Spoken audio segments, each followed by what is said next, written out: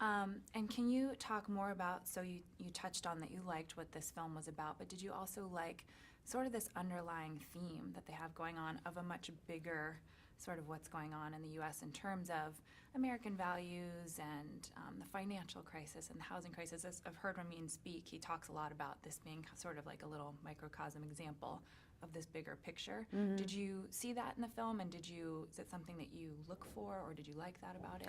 Yeah, I mean, I really noticed it in the script, but to be honest, in the film it came across so much stronger than it did in the script, which is just a commentary on how I think Americans, we are feeling like we're number one, and we want to succeed and be number one at any cost. Like, we'll do anything, and we maybe do questionable things, and we kind of try to cover it up. And I think that sometimes we don't value, like some other smaller countries might put more of a value on like a quality of life or spending time with your family or just being happy and not having to be number one. And I think, like, for me, reading the script, it's sort of like we should reevaluate maybe our priorities.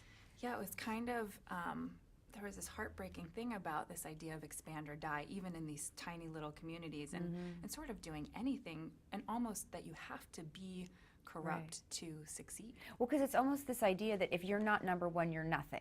Like if you're not the best, then you're lower than the low, And I do feel like there's an undercurrent of that in America. Like, we've got to be number one, we're number one, and it's just kind of like an unhealthy attitude.